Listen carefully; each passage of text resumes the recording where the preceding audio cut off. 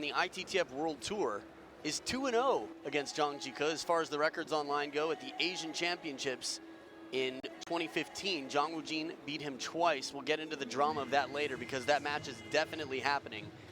Korea Republic, the number 4 seed. We're going to see if they can pull off some miracle matches here. Sangsu actually has beaten 2 players, Xu Xin and Ma Long, in the past. And even though he has a losing record to both, as most players in the world do, having a win against them could be enough to cause them some concern. Just sort of like a spark in a dark tunnel, a little light there that there is some hope. So they're playing for the Swaithling Cup, Don. A little bit of history there, the Swaithling Cup. The World Championships first took place in 1926 in London, the capital of my home country. And it was interesting, it was going to be the European Championships, and then India decided they'd like to take part, and they were invited. So they changed the name from the European Championships to the World Championships. So it was a series of European teams, and India came along. And the captain of the England team was a gentleman called Ivan Montague, and his mother, Lady Baroness Swaithling, donated the trophy in 1926 for the World Championships. And in fact, it's quite an honour from an English point of view, because at the end of this tournament, the chairman of the English Table Tennis Association will have the honour of presenting that cup to the winning team. And Sandra Deaton is here as chairman of the English Table Tennis Association. And would you believe, well, you would believe because you've witnessed it, England are in the semi-final. So I can't see history being made of Sandra presenting it to the English boys, but they're there, they're in the semis. Yeah, that's absolutely amazing. For those of you who didn't see it live yesterday, make sure you go on ITTF.com/ITTV to check out all the matchups yesterday, especially England and France, the men. One of the most dramatic matches. Yesterday was just heart-wrenching. Left and right, there were tears. Korea DPR, North Korean women, were just playing incredibly well. Everything from Singapore to the end of the day for Japan versus Korea DPR, and of course England and France was just almost made me sick to my stomach how nervous I was at the end of that match. 5th set, 5th match. You know, it was interesting to learn about India just there. I think we can say thank you, India, then, for the World Championships, or else it could have been European Championships until, I guess, somebody else came along and wanted to join the fun. Wow, 1926. So Hungary was pretty dominant in the beginning before, what, late 60s or early 60s, I think, that China started getting into the mix? The US have won a world title as well, the USA, just to make you feel a little bit more joyful this morning. No, I'm very joyful. I think as a citizen of the planet, you know, there are plenty of great things about my home, and I think there are plenty of great things about Malaysia and table tennis all over the world. It's just exciting to watch. So right now, these two, Xu Xin, world rank number 3, is 26 years old. The left-handed pen holder known as the Cloud Walker is labeled by that man right there, Lu Guoliang, Grand Slam champion, a legend in this sport, retired at 26. Pretty short career, pretty early. Packed a lot into it though. Sure did. I had the pleasure of commentating when he won the Olympic Games, Atlanta 1996, world champion of course.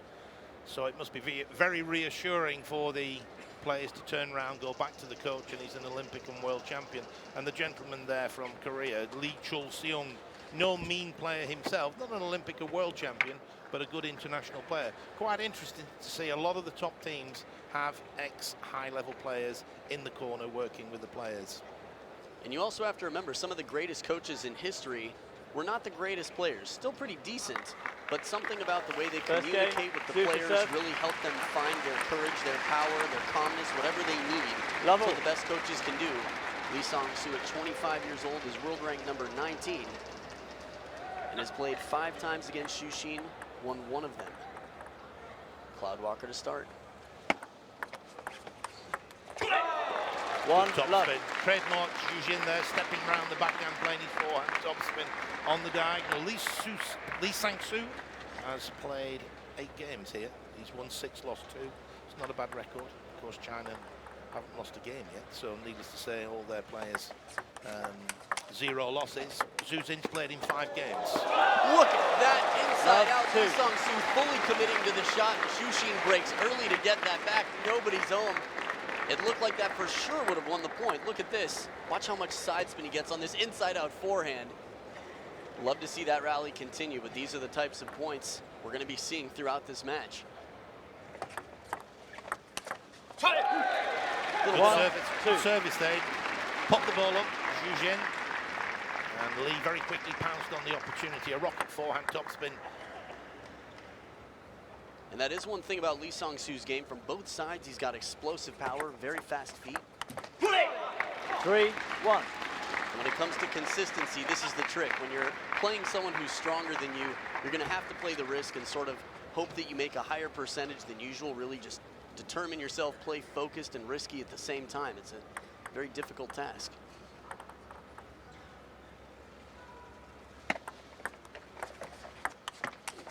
A little bit off the back edge there. You know, one thing I've seen that's been trouble for Xu Xin, Don, his backhand is a little bit shakier. He just doesn't trust it. It's very powerful, but less consistent. So anything that Lee Sangsu can do to get him to step around and counter out to the forehand could be his best shot. Zhu Jin just hanging around the backhand side, hoping that Lee Sangsu would come on the diagonal. Just watch this on the replay. Straight down the line. There it is. Perfect placement from Lee Sangsu. Had the pleasure of watching Lee Sangsu win his first Pro Tour event in Władysławowo in Poland in 2011. It's interesting that this is his first World Team Championship, his first appearance. Such has been the strength of the Korean team. 2-4. It's also interesting, Adam, to note that Korea did incredibly well at the London Olympics. Won a team silver, and yet none of those players are playing in this match. The only member who's here was Josie Hook. He was in that squad, but of course they've elected to leave their defensive player on the bench for this match. 3-4. Talking to most of the coaches of different national associations, I think that seems to be the consensus. Very rarely is any team going to send a defender out to the Olympics or major team events, at least to challenge China. They feel like they'd rather try anyone. In the case of Ju Se-hyuk, he's just so strong. But, I mean, even here it shows, you know, Jung Young-shik has been climbing up in the world rankings, now the top player for the Korean team. And Lee Sangsu doing quite well himself in the top 20. Very quick on his feet, Lee Sangsu. Good serve again. Zhu Jin just popping the ball fractionally high. Just watch how quick he is on his feet here. Round, and that's a fast forehand topspin into the body of Zhu Jin. He's spraying the ball around. Zhu Jin's not sure. Is he going out wide to my forehand? Is he coming into the body?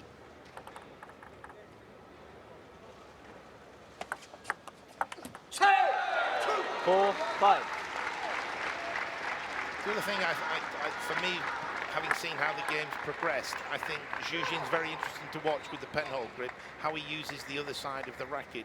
Going back 10 years, most players just play with one side. The penhold grip players only use one side of the racket. A completely new dimension now for the penholders is they use both sides of the racket. Actually, the innovator of the reverse penhold backhand is the coach right there, Lou Guoliang. He was part of that dying breed. I think that the one-sided play with Sweden just showing the, I'd say, you know, the superiority of the backhand in the shake hands game. China realized they had to step it up or else it was going to be a tough battle. And now the top two pen holders in the world, Xu Xin and Wang Chunting, both using the backhand side of the racket. But as we saw in the last backhand point, Xu Xin, consistency is more questionable. He much prefer the forehand. 6-2. Well-placed shot right on the body from Lee Sangsu. Another interesting development for me again is this return of serve. How Zhu Jin comes across, short to the forehand, yet he comes across and returns with the backhand. So many players now develop that technique, get more wrist, more side spin into the return of serve.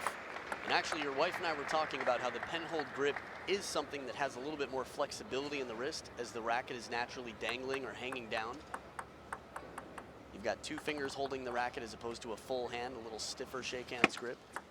Beautiful backhand, reads it perfectly, and with enough pace and placement, gets it right past Xu Xin, wide to the forehand. He read the length of the serve very well there. Second bounce was not that far over the baseline, but he committed himself. Wonderful backhand topspin.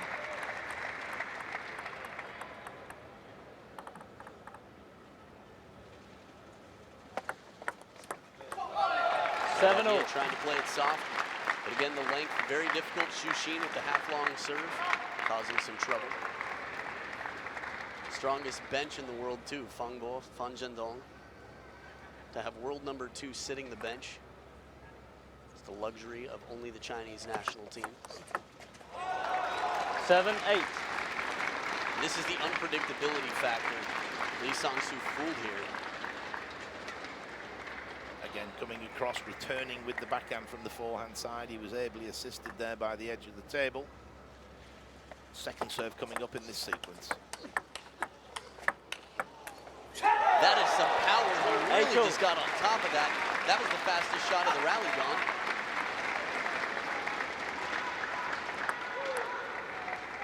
And the strong legs and footwork of Sangsu, just able to keep up and make sure that he's there in time to put a real quality shot back.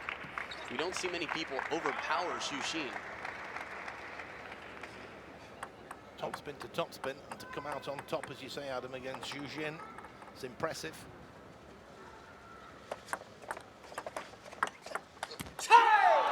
Great return service from Sangsu. He has the ability to play very delicate touch shots and suddenly explode with power. And I think that's one of the hallmarks of a world-class player. Soft hands, but then can hit the ball very hard.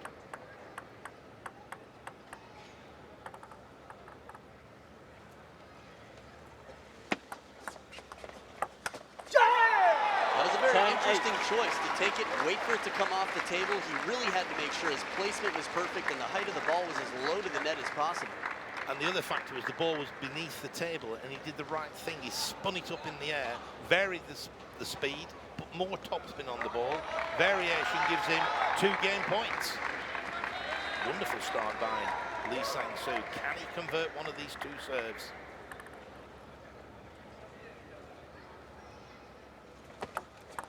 Set. 10-8.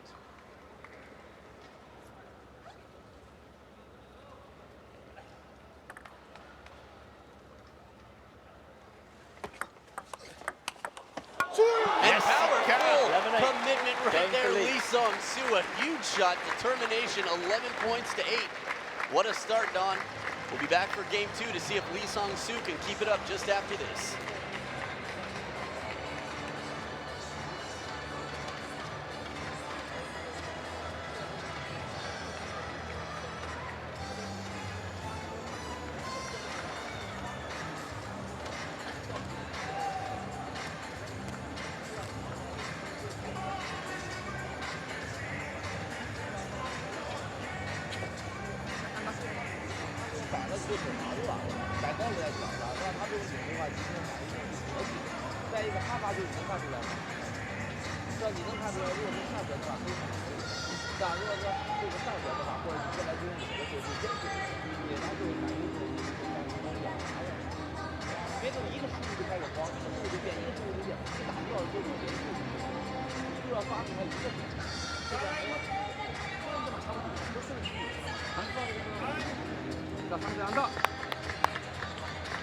Time.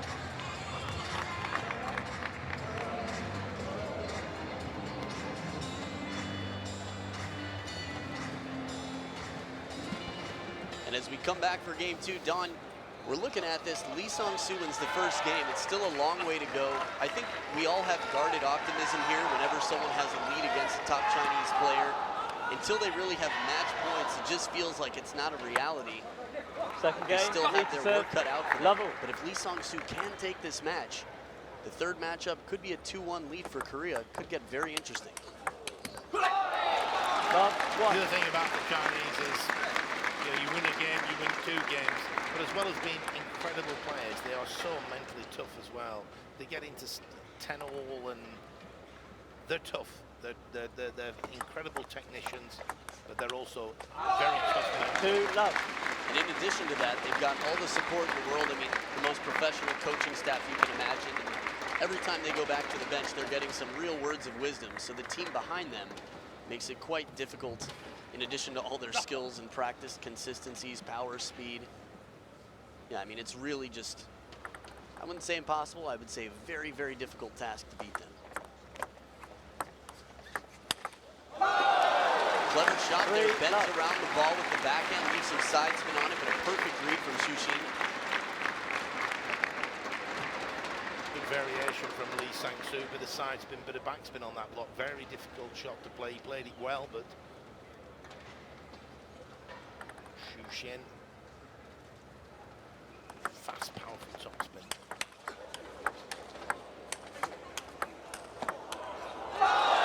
It's just so unbelievable that Shushin from out of position can still find the middle of his opponent after these counter moves. Lee Sangsu forced into an awkward shot off the body twice in this rally. There's the last one. Right into it. The side spin that Shushin is putting on the ball, they're taking it into Lee Sangsu.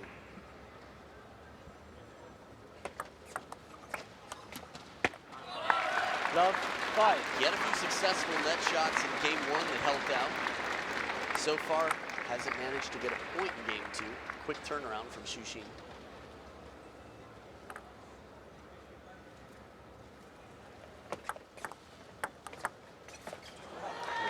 5-1. Out wide, Shushin's forehand. And the pace was quite different. He really slowed the ball down. I mean, it wasn't just enough pressure, but you can see in the timing how much time Shushin has. He's way behind the ball.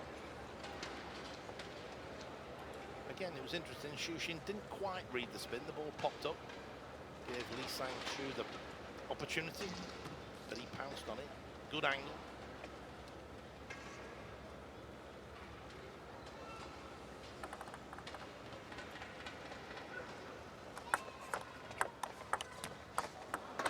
Six, 1. The reaction time there, you can see that if the ball comes over the net, Shushin's right there to keep it in play. This is true of all the top Chinese players. Hits the top of the net, edge of the table, whatever it is, they're going for it.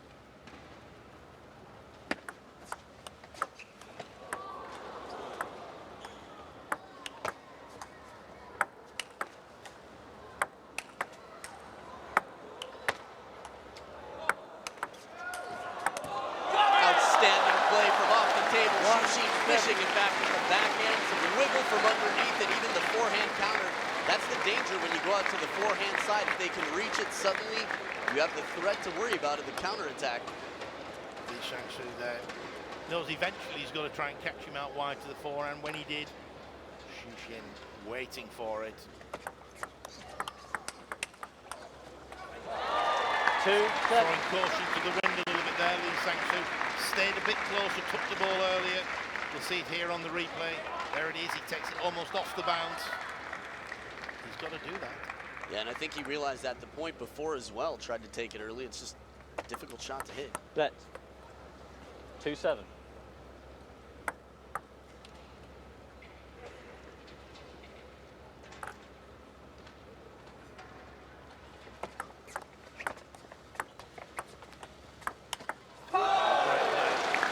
Shushin there, wonderful touch this time. Read the spins well. His delicate touch, he kept it tight. As soon as the ball pops up, just watch his forehand here. No chance. Lee Sangsu initially was going to play from the backhand. And once you've made the wrong decision, you don't recover against the Chinese. 9-2. Especially, and this is true of many of the top players from China, but it's so difficult to predict where that forehand is going. Again, the flexibility of the wrist, but also the way he's so agile with his body. Wonderful serve from Shushin. Second bounce was on or about the baseline. Lee Sangsu wasn't sure. You can see there, just hesitate. He's going to play away from the table. And then he suddenly realizes he's got to play over the table. And again, there you can see the clenched fist. Let. 2-10. So 8 game points for China.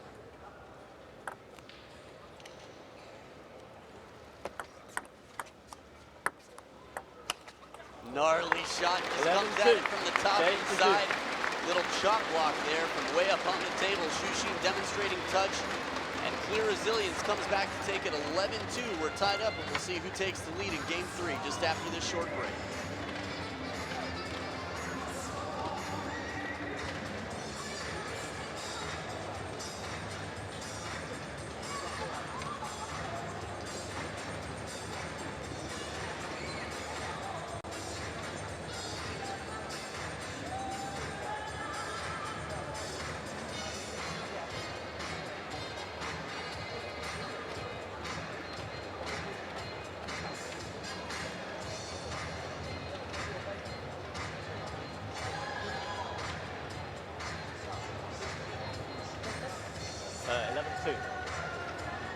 11-2. 11-2.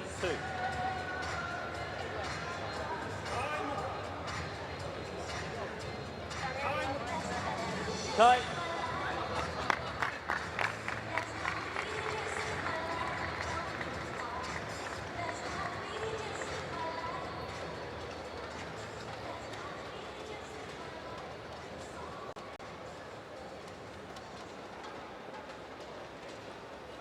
As we come back for game 3, we saw a huge turnaround, a huge twist.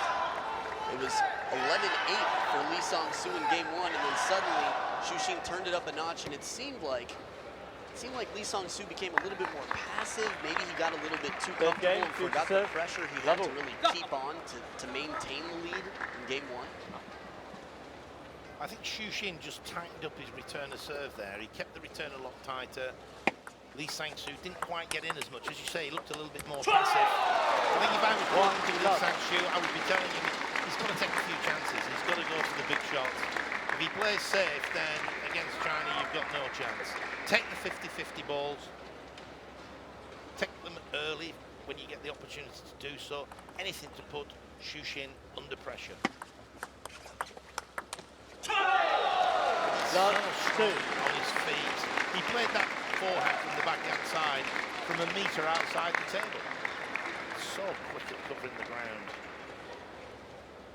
I think we got a bit excited, Adam, when we saw Lee Sangsu win the first game and talking about he's just a different player now. Xu Xin settled down.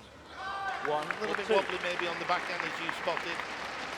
I think the main thing is it's easy to get excited, but the excitement is I've seen people be up 2-0 in a best of 5 against top Chinese players, and until they have 10 points, it just doesn't seem like it's real. You know, we've seen comebacks, we've seen great leads. Yuya Oshima versus Ma Long. China Open last year was up 6-2 and 7-4 against Ma Long in the 7th. And then at 7-4, didn't score another point. 7 in a row for Ma Long. So this is the reality.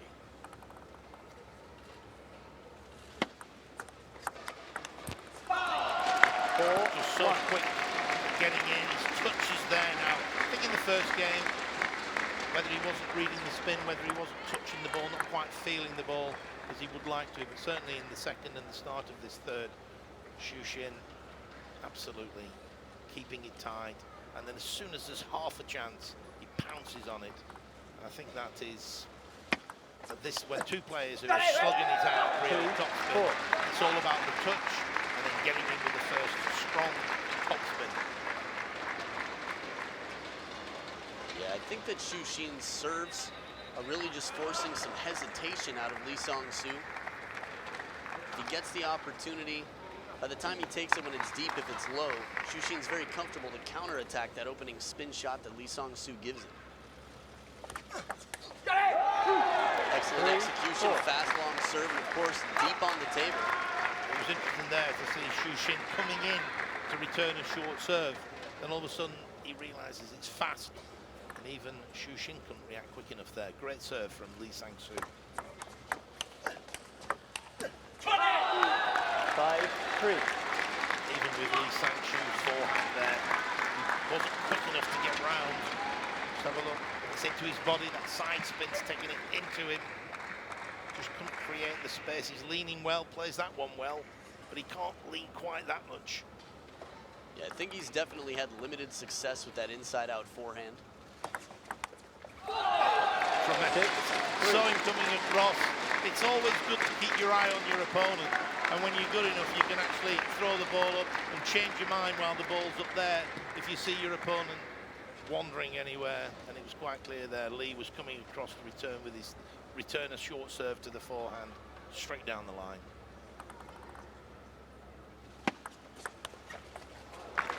You know, it's funny you brought that up. I was actually asking your wife, I was asking Jill Parker about that, because it seems that people do improvise when they see their opponent move after they've tossed the ball. She said she had never done it in her career, but it's obvious out here that that ball, I mean, it was even bending back into the backhand corner of the table 2 points ago. That's the Oh, this is what it's going to take from Sangsu. Full commitment early on. And I think even in the touch game, half of these, I'd say most of the half-long shots that Xu Xin's given him, he's just taking a little bit too late. And by the time he touches the ball, he's less of a threat. 7-5. Backhand return from the forehand side of the table from Xu Xin. Just hits it off the end of the table. But I do think, Adam, going back to your comment there about keeping your eye on the opponent and what they're doing and adapting during the throw. There's so many areas now where the game has come on and improved, and you know, it's not that long ago when players didn't have a particularly strong backhand, they all had a strong forehand. Then all of a sudden the backhand becomes as good as the forehand, so the shake hand grip takes off. Then all of a sudden the pen holders start using both sides of the racket, and it's just amazing how the game comes on. Players take the ball so much earlier now, and I guess it's like any sport. We can't measure like you can in 100 meters. We know Usain Bolt's the fastest sprinter in the world. We don't know who's the best table tennis player ever because it's a little bit subjective. But I've seen them play over the last 30 years, and it's quite incredible what's happening now. The speed, the spin, the techniques. It's been wonderful to watch the game come on and the players improve. Right, I think that's some of the beauty. You know, when you've got the sprint, it's all about time, right? Table tennis, you've got titles, you've got match records. But other than that, it's not quite as quantifiable, right? I mean, we've got some very creative players. I think the question about a lot of people say Ma Long at his peak versus Waldner at his peak. What do you think? And it's interesting. It's just an interesting thing to discuss over dinner or tea, whatever it may be.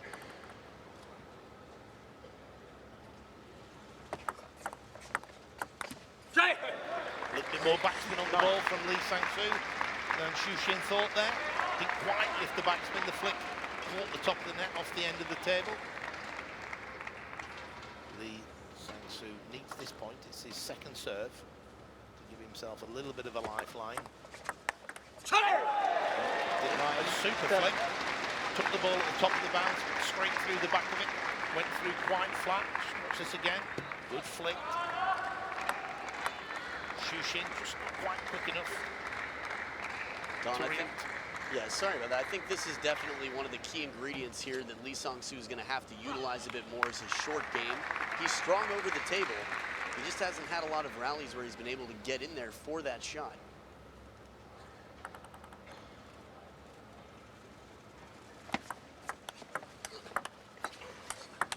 Excessive confidence there. Xu Xin came up the back of the ball. He didn't go for a rocket.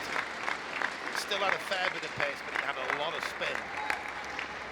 Watch here how he comes up the ball. And Sangsu just quite get his racket sufficiently over the top of the ball. 3 game points for Xu Xin.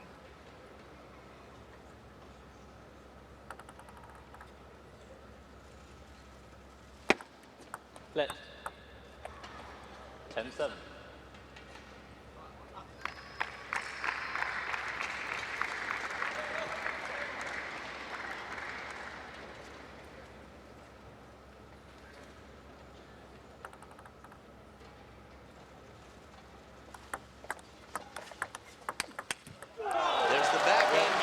Successfully to close out the game, taking a 2-1 lead.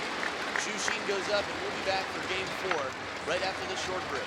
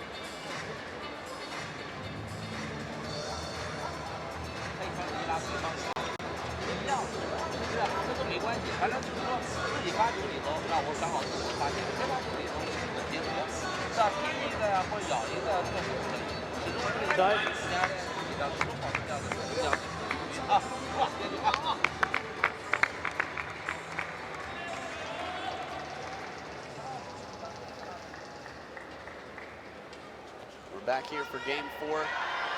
Game 3 tighter than game 2 by a lot. More impressive play from Sangsu, but it still seems that Xu Xin has just flipped the switch, turned it on to beast mode here. We saw that, I remember that block very clearly where he tried to play it to the short side of the table. Lead to serve. It's sort of the risk, I think, unless he times it right and goes back cross court, but Xu Xin is just too strong with that forehand loop. Left. A little bit of history for you, Adam. The last time China lost the men's title was actually here in Kuala Lumpur in the year 2000. And funnily enough, I was talking to the player who did the damage yesterday, Jürgen Persson. He won 2 singles. Sweden took a gamble. First game on, they put Voldner out against Liu Guliang, the coach in the corner of the Chinese team today. Voldner had never beaten Liu Guliang, and he beat him. And then Persson chipped in with 2 singles. Last time China didn't win the title. So maybe Liu Guliang's got a few worries about Kuala Lumpur. His memories here will be one of defeat. Yeah, superstition aside, I think location does, you know, we tie memories to different places, and it can affect your psychology out here. It can be motivating, it can be make you hesitant, it can make you nervous.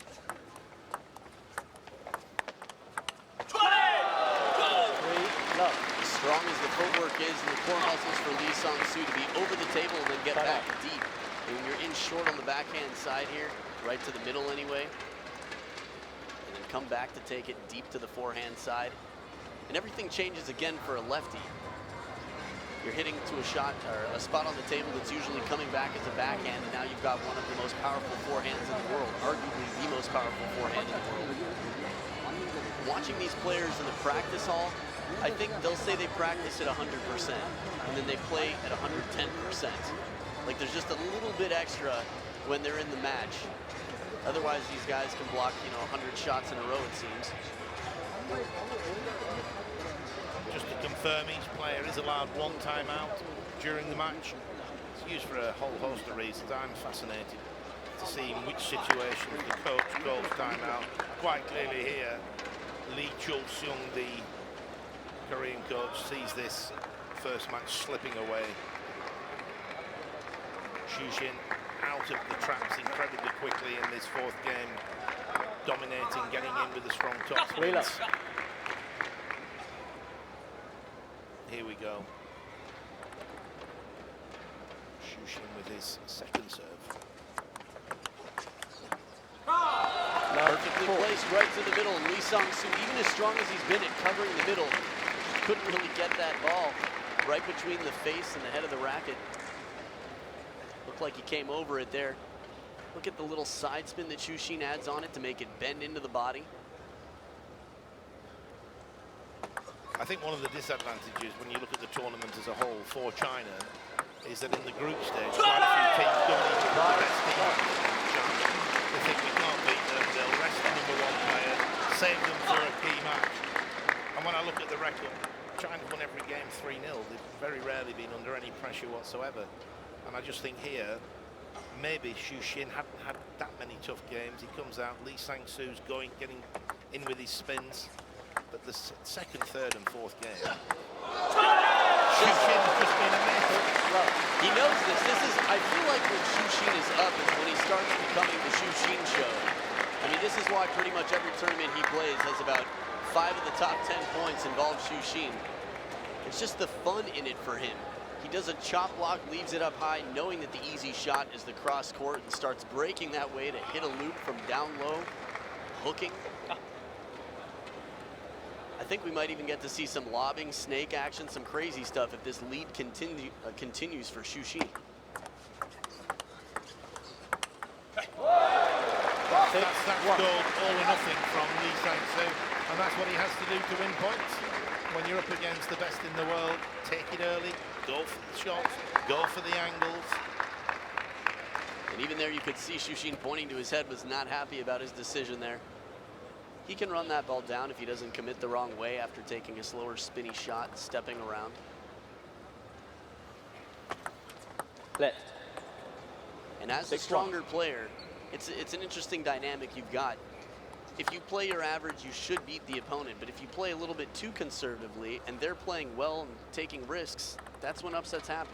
and this tournament has been full of upsets. Hits it in the shirt. I mean, there's no much clear, you can't have a clear demonstration of a shot to the body than that.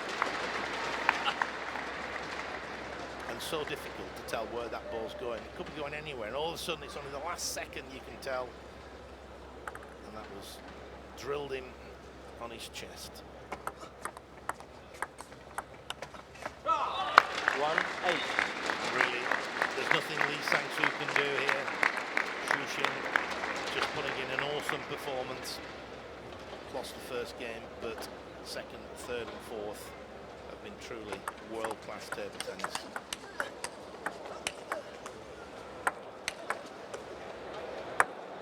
Lee Sangsu, he daren't go in the forehand.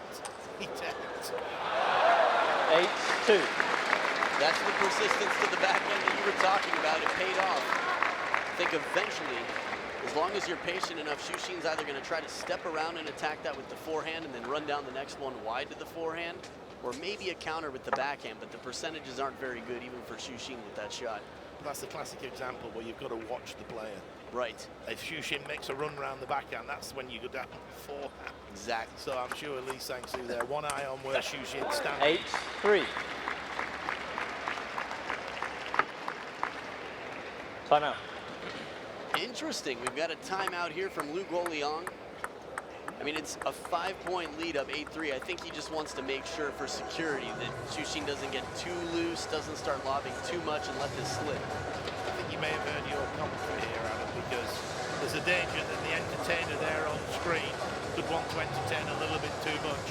I'm sure Yu Guoliang here is saying, knuckle down, keep your concentration, stay up, get in with the top spins, keep the pressure on, play positive table tennis. We don't want to be doing any of this exhibition stuff, because I think that's his inclination, as you said. He loves to entertain, he loves to do the unusual. Yu Guoliang will just want that match on the board. Yeah, I think you hit the nail right on the head, Don. When that is your inclination, sometimes you lose sight of really the potential comeback here. And I think nipping it in the bud, catching it early is proper timing. Lu Guoliang, Coach of the Year 2015 at the ITTF Star Awards. And as you can see for what he's produced, there's no question about it that he's the Coach of the Year.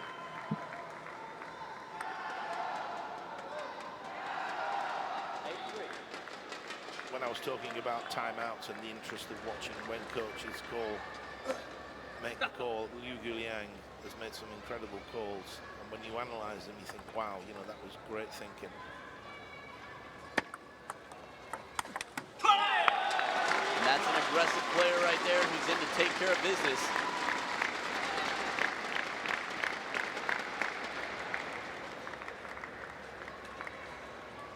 Lu Guoliang serves. I'm sorry, Xu Xin rather. Obviously, Lu Guoliang serves incredible as well. But Xu Xin, I just feel like so unpredictable with his serves. Very loaded with spin and difficult to read. 4-9. The rocket counter backhand goes out. We haven't seen him push to take that shot too much. I feel like the last time I saw Xu Xin really push to do that was actually against Samsonov not too long ago. 9-5. Spin on the serve. Xu Xin again, not quite getting the racket over the top of the ball. Looking at body language, I'd say it's a good sign for Lee Sangsu to have Xu Xin puffing out his cheeks, looking a bit stressed, sweating, sort of concerned out here. Even with a 4-point lead, a concerned Xu Xin is going to be a weaker Xu Xin than a confident free one, unless he's becoming the entertainer. Now we've got 5 match points for Xu Xin to come back with 3 straight games over Lee Sangsu.